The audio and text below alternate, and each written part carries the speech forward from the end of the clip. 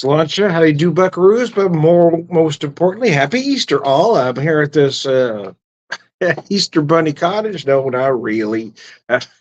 Not really, man. I did try to make two cocktails for Easter. They're more or less old fashions, but I do have them served straight up, which means I've chilled the cocktail, but no ice in the glass because that's how I prefer my cocktails most of the time.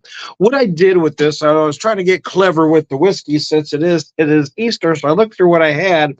So the first cocktail I'm going to use the Heaven Hill. See, Heaven Easter. See what I did there? Anyway, this is the 7-year-old bottled in bond, so it's 100 proof. And then for the second cocktail, I use the Heaven's Door. You see. Anyway, this one's a little bigger whiskey at 61.5%. It's a single barrel cask strength. So let's put those there.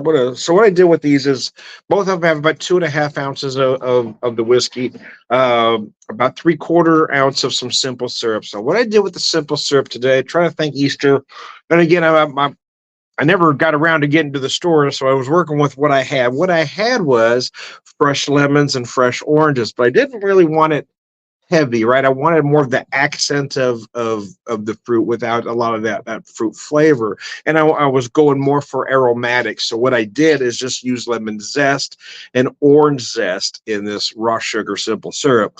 I didn't use any of the pulp per se. I didn't squeeze the fruit in there. It's just the zest. So again, you do get a little bit of the flavor, but it's mostly about the aromatics. So you see the first one, I use a lemon peel garnish.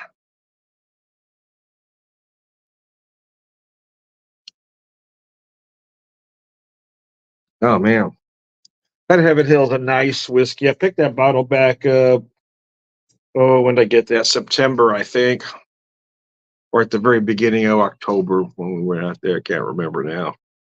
Just about gone through it all.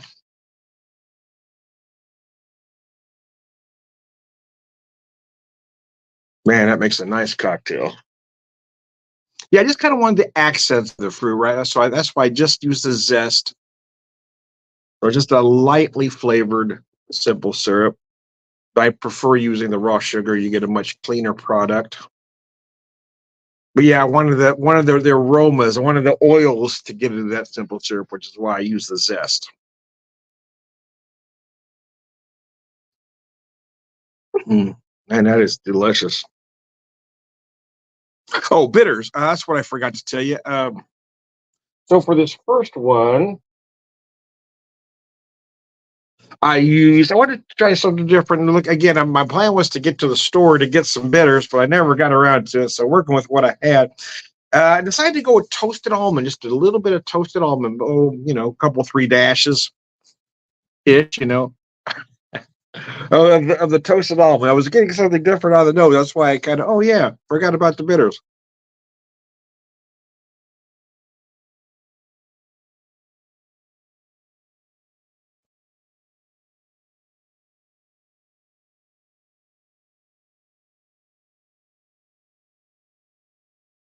Oh man, that's nice. Yeah, that toasted almond bitters are nice. I would use them to do kind of a version of a Manhattan, more or less, where I added amaretto to the cocktail and then the toasted almond bitters. I did a version where I took out the sweet vermouth altogether, then another version where I put a little bit of sweet vermouth with the amaretto.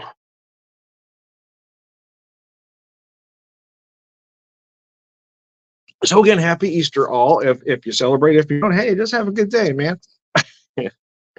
uh, I know I've got friends that celebrate it more as a secular holiday, more as just a reason to get together with family and or friends, and there's certainly nothing wrong with that either.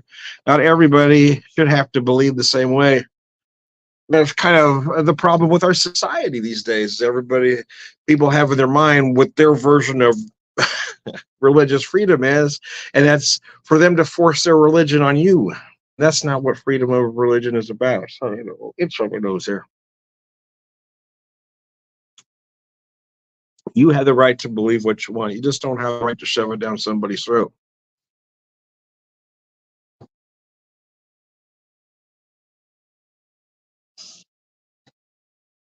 I think those people are missing the point. What would Jesus do, by golly? Hmm. Man, that is a fine cocktail. For the longest time, I thought I didn't like an old fashioned. It just turns out I didn't like the way other people made. Yeah. Every time I'd have one out, I'd friend would say, "Oh, you got to try the old fashioned." All I would taste is sugar, right? Just that sweetness, and then a lot of places use that sugar, muddled sugar cube, and I just don't. It's a texture issue, maybe a sensory issue for me. I don't dig that grit in my drink. Hey, Vanessa, how are you? I'm gonna post your comment. Happy Easter. Hope you're doing all right in your neck of the woods. So I prefer to use a simple syrup in mine. And again, I cut the amount of sugar that I've seen recipes call for 2 ounces of liquor, 1.5 ounces of simple syrup, and that just seems like a lot of sugar to me. So these I use, roughly about a half ounce to 3/4 ounce with about 2.5 ounces of the liquor. That makes a nice balance for me. I want to know it's there, but I don't want it to take over the cocktail. Whiskey straight, yeah, I do mostly. And if you tuned in to me last night, you would have seen some whiskey straight. But today I was feeling cocktails. I was feeling, holiday cocktails. And typically, when I say that, I usually do a version of an old fashioned or a version of a Manhattan. I kind of use those two as like a mother sauce. Those are my mother cocktails, and I just kind of do versions of that. Thanks, I appreciate that. Let me. I typically drink neat for the most part. Every once in a while, I will do ice, a large cube or a globe mold, but typically only you know right in that summer heat, when I want to drink cold. But most of the time, I do prefer it neat. And again, some whiskeys are better neat. Some are improved in a cocktail or with a little ice. Oh, see, I can dig that too. I want to post a comment. Heavy on the yeah, I do. I do use a lot of horseradish in mine as well. I tend to make mine rather spicy.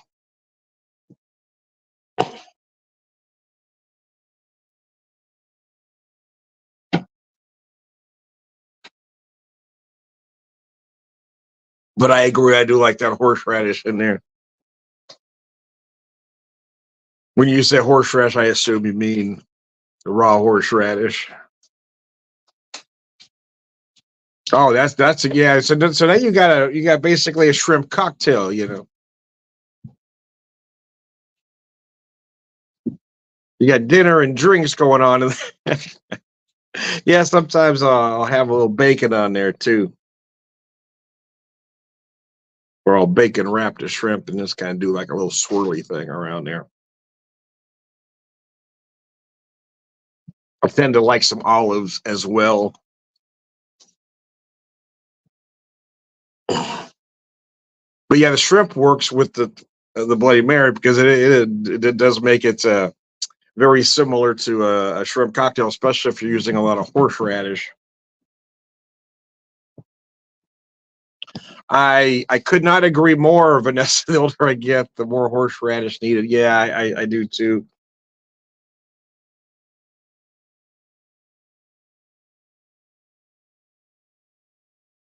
As we get to the end of this one, I will show you my next cocktail here. Apparently, smoking corned beef. I thought about that. I did cook one for St. Patrick's Day, and I thought about doing one for Easter. Then I decided to go a completely different direction. My wife and I were talking about a few things.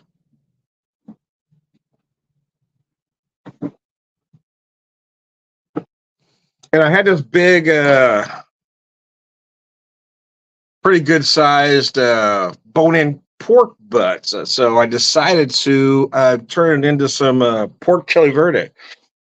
So I put a nice sear on it this morning, took it out, I had tomatillos, onions. I sauteed a little bit, put a nice brown on them, and then I added some poblanos, uh, and then put that big pork back in there. That's been braising in my oven now for about 3 hours as we speak. I decided to go with a Hispanic flair today. It just sounded good. We both love Mexican food and chili verde, so we did a pork version. Making Rubens. Oh, that's gorgeous. My husband, brother, and his wife. That's nice. I do love a good Reuben. Yeah, I made one with leftovers from St. Patrick's Day. I made my own Reuben sauce, if you will. I'm not crazy about using the Thousand Island. Growing up, Mom always made them with mustard, and I kind of do a version. I used a whole grain mustard,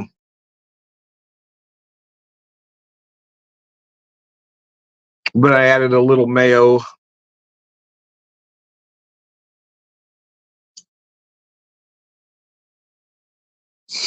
Yeah, I typically I do a lot of smoking, as anybody that knows me knows. But this one I didn't smoke because I wanted that flavor of the pork. I wanted to go kind of, well, more traditional how the dish would be cooked. And so I had that big pork buzz. I just did a braising method on it. Oh wow, that's a hell of a deal. Yeah, you can't beat that. I'm gonna post your comments here, Vanessa. That sounds delicious. Yeah.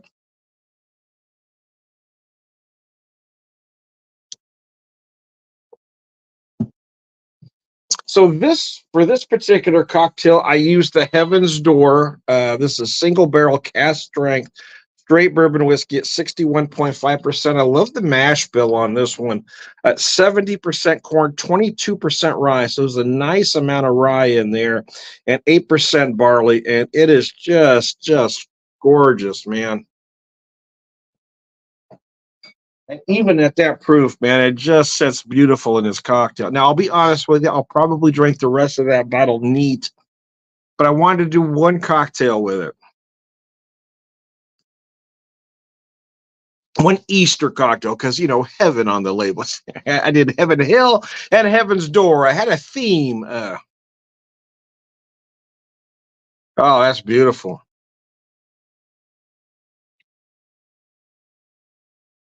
See, I got a nice orange peel ribbon there in the cocktail, which helps for the aromatics as well. And then I just use orange bitters. I kept this one pretty simple, just the orange bitters since I was using the orange peel.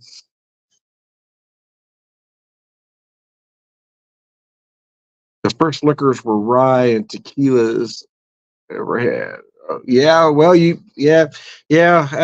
Similar story here. We started young at our house. I'm not going to tell you how young people go. Oh my god. I learned cigar rolling that year as well. Oh wow, and that's something I never did learn.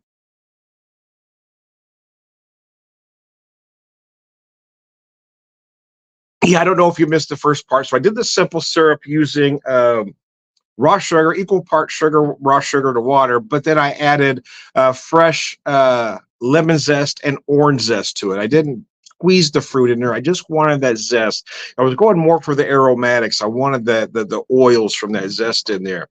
So I put it in there while it was hot, so it really got the most. So you do taste some of the lemon and orange, but you really feel it more on the nose. I wanted it more for the aromatics.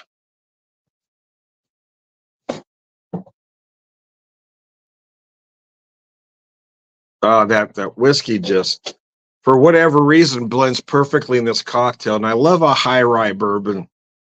Although I don't know if this one's technically high rye. Most call themselves high rye at anything over 20. This one doesn't refer to itself that way, but I love that amount of rye. I mean, many of your big commercial bourbons will use 80, 85, sometimes more percent corn. This one at 70% corn with 22% rye is nice. And then, of course, you got that 8% malted barley in there. Thanks, Vanessa. I appreciate that. It really is. Yeah. So I rarely order a cocktail out because I think I'm the best bartender I know. For me anyway. For you, for other people, I'm not saying I'm the best. I'm saying for me, I'm the best. The cocktails never quite measure up.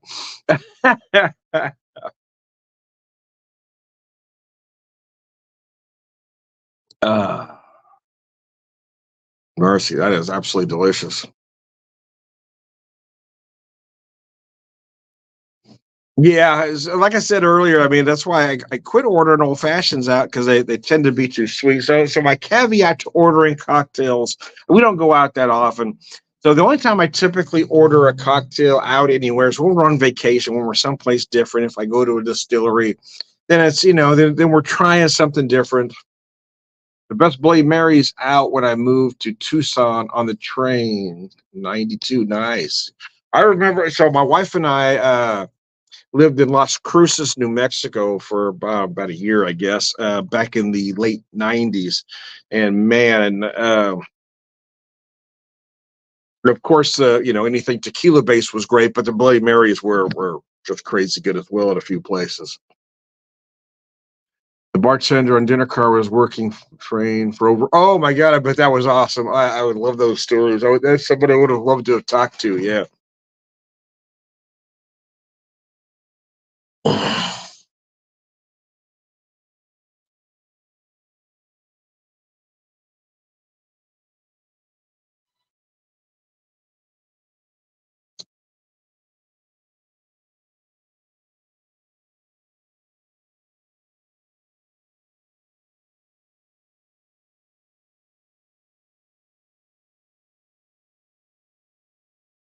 Oh man, this is a nice cocktail. So I did chill this before I came out here. I don't like to leave a cocktail like this on ice because I don't want it watered down. I think you lose a lot.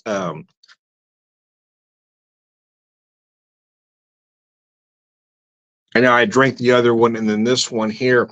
So did it warm too much? No, because quite frankly, although you want a cocktail like this to start chilled, you don't need it to stay ice cold. It's still pretty cold here, even though I drank the other one first.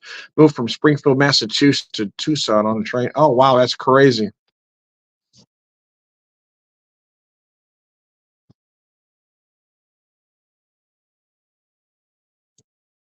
Because even though my cocktail is no longer ice cold, it still has a nice chill on it. And quite frankly, if you see, here's the thing: some people would say, "Why are you using a whiskey of that quality in a cocktail?" And my response is always, "Your cocktail is only as good as the ingredients you put in it."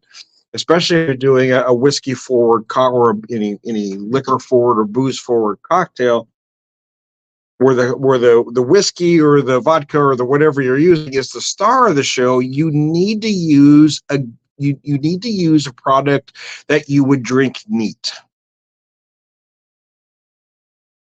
Because if you're using a bottom shelf liquor, you're going to get a bottom shelf cocktail.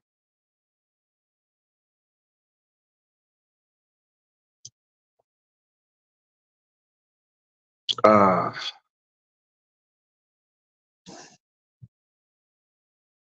Mercy. This is my first alcohol on this Easter, so I'm going to take a little breather after this. I might get out after a while. I'm not going to drive, obviously. Wife does that, but I've got some friends meeting at a place. So if my wife feels like getting out, I'll go meet up after a while. But anyway, I was really curious. I wanted to do a simple syrup and have a couple cocktails with you. Anyways, hey, happy Easter. I am Tom, the Whiskey Whisperer, Whiskey Evangelist, prolific whiskey drinker, purveyor of wisdom, and all around good guy. Hey, Vanessa, I appreciate your comments. It was nice having a conversation with you.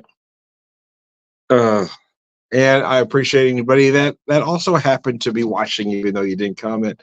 Anyway, Slaunch, happy Easter. I love that pirate rum. Yeah, Oregon cocktail. See, I mean, I couldn't agree. You got to use something that you're going to like the taste of, especially if you're making an old fashioned, a Manhattan, even a martini, anything booze forward. You've got to use a quality cocktail, or if you use if you use a bottom shelf liquor, you're gonna get a bottom shelf cocktail. Hey, thank you, Vanessa. Appreciate you tuning in. One more time, I'm Tom, the Whiskey Whisperer, Whiskey Evangelist, prolific whiskey drinker, perverse, I'm all around good guy.